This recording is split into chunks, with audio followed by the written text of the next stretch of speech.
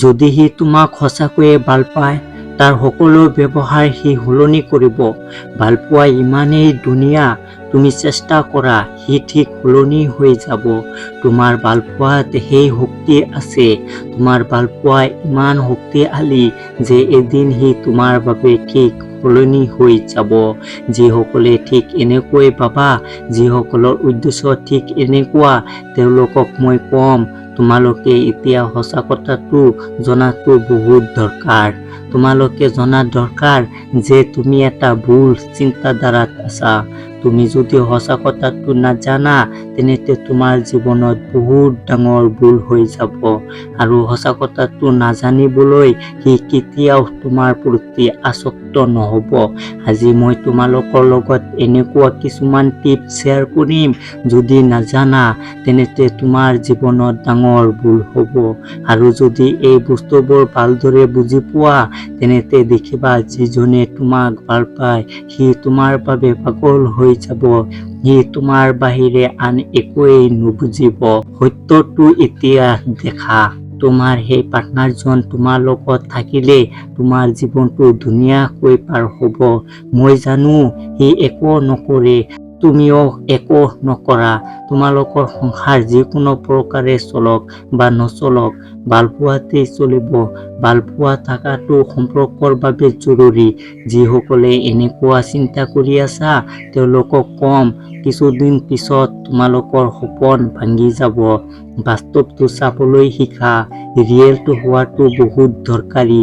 এনেকুৱা নহয়, যদি কোনোবাই এজন সৌভাগ্যৱান বা সৌভাগ্যৱতী থাকে, তেওঁৰ জীৱনত ভাল কিবা হ'ব পাৰে, কিন্তু তুমি তাৰ আচল ৰূপ দেখিবা, যিটো তুমি এতিয়া দেখা নাই।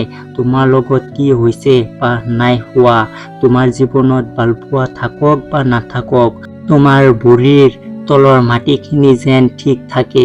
তুমি এনেদৰে নিজকে থিয় কৰোৱা, যাতে হাজাৰ ধুমুহা আহিলেও তুমি ভাগৰি নপৰা। ভালপোৱা থাকক বা নাথাকক, নিজৰ বাবে নিজৰ ভালপোৱা আৰু আত্মসন্মানটো যেন ঠিক থাকে। তুমি যেন প্ৰতিদিনে নতুন সূৰ্যোদয় চাব পাৰা, নতুন সপোন লৈ ঠিক এনেদৰে নিজকে সাজু কৰা। ব্যস্ত থাকিবলৈ শিকা। নম্বৰ 2, ব্যস্ত। হয়, সি বিজি আৰু তুমি তাৰ ফোনৰ বাবে অপেক্ষা কৰি আছা। বন্ধ কৰা। তুমি তাৰ কলৰ অপেক্ষা কৰা বন্ধ কৰা। তুমি তাৰ মেছেজৰ অপেক্ষা কৰা বন্ধ কৰা। তুমি সময় চোৱা বন্ধ কৰা, যে কিমান সময় সি ৰিপ্লাই দিয়া নাই, কিয় সি যোগাযোগ কৰা নাই।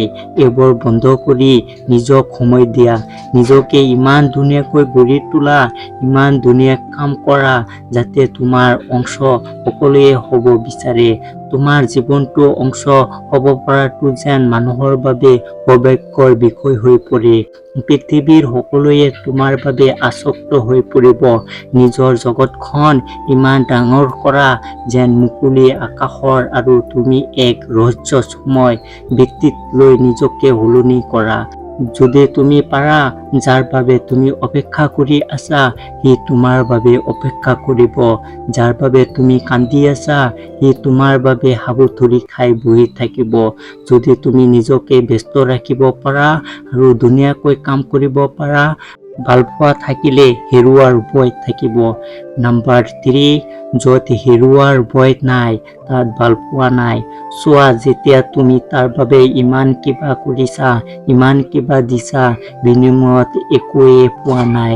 চোৱা, আমাৰ এটা পচন্দৰ কলম হেৰুৱাই গ'লেও বিচাৰি নাপালে আমি কিমান বিচাৰো যে কলমটো ক'ত গ'ল।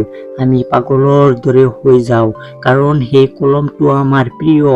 ধৰা তাৰ কোনো ডকুমেণ্ট হেৰুৱাই গৈছে, সি গোটেই ঘৰখন বিচাৰি ফুৰিব, আলমাৰি বা য'তে ত'তে বিচাৰিব, সি পাগল হৈ যাব সেই ডকুমেণ্টটোৰ বাবে। তুমি তাৰ জীৱনত আছানে নাই, তাত তাৰ একো আহে নাযায়, তাৰ জীৱনত কোনো পাৰ্থক্য নপৰে। তুমি সঁচাকৈয়ে ইমান সুস্থিয়া নেকি? যদি তুমি ভালপোৱা পাবলৈ ইমান সুস্থিয়া হৈ যোৱা, তেন্তে সেই ভালপোৱাৰ সঁচাকৈয়ে প্ৰয়োজন আছেনে? কাৰণ সি তোমাক হেৰুৱাৰ ভয় কেতিয়াও পোৱা নাই আৰু হেৰুৱাৰ ভয় নাই বাবেই তাত ভাল পোৱাও নাই। এইটো তুমি বুজিব লাগিব। তুমি তাৰ জীৱনৰ অন্ধকাৰ কৰি দিব পাৰা। নম্বৰ 4, তুমি তাৰ জীৱনৰ সকলো পোহৰ নুমুৱাই দিয়াৰ ক্ষমতা ৰাখা।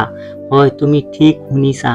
ইমান দিনে সকলো কৰিছা কিন্তু একো পোৱা নাই, কেৱল দিয়েই গৈছা। নম্বৰ 4, তুমি তাৰ জীৱনৰ সকলো পোহৰ নুমুৱাই দিয়াৰ ক্ষমতা ৰাখা। হয়, তুমি ঠিক শুনিছা। ইমান দিনে সকলো কৰিছা কিন্তু একো পোৱা নাই, কেৱল দিয়েই গৈছা। কিন্তু কিয় এনেকুৱা হ'ল কোৱাচোন? কাৰণ তুমি প্ৰয়োজনতকৈ বেছি কৰিছা, প্ৰয়োজনতকৈ বেছি ভাল পাইছা। যিটো ভাল পোৱাৰ অৰ্থ সি হয়তো নুবুজে। যেতিয়া কোনো বস্তু অতিৰিক্ত হৈ যায় তেতিয়া তাৰ দাম কমি যায়। এই মুহূৰ্তত বজাৰৰ আলুৰ দাম বহুত কমিছে। তুমি আলুতকৈ নিজকে সস্তীয়া বনাইছা। যিজনে হীৰা আৰু শিলৰ মাজত পাৰ্থক্য কৰিব নোৱাৰে, সঁচাকৈয়ে সি হীৰা পোৱাৰ যোগ্যনে? তুমি নিজকে প্ৰশ্ন কৰা, সি আচলতে তোমাৰ মূল্য কেতিয়াবা বুজিছেনে? সি আচলতে কেতিয়াবা তোমাক মূল্য দিছেনে? যিজন মানুহৰ ধাৰণা তুমি একো কৰিব নোৱাৰা, তুমি কোনো কামৰ নহয়, তাক চকুত আঙুলি দি দেখুৱাই দিয়া যে অসন্মান হলে তুমি আঁতৰি আহিব পাৰা। তাক দেখুৱাই দিয়া যে মূল্য নিদিলে তুমি আঁতৰি যাব পাৰা, আঁতৰি আহিও মূল্য বুজাব পাৰা। যদি সি তোমাক সঁচাকৈয়ে ভাল পায়, তাৰ সকলো ব্যৱহাৰ সি সলনি কৰিব। এই সাধাৰণ কথাবোৰ যদি তুমি বুজি পোৱা, তেন্তে জীৱনত কেতিয়াও নথকা। যিজন মানুহে তোমাক গুৰুত্ব দিয়া নাই, সেই মানুহজনে এদিন তোমাৰ মূল্য বুজিব। প্ৰত্যেকে কমেণ্ট কৰিবা আৰু তোমালোকৰ মতামত জনাবা, কাৰণ তোমালোকৰ কমেণ্ট মোৰ বাবে বহুত প্ৰয়োজনীয়। মই প্ৰত্যেকৰে কমেণ্ট পঢ়ো আৰু ৰিপ্লাই কৰোঁ। প্ৰত্যেকেই বহুত ভালেই থাকিবা।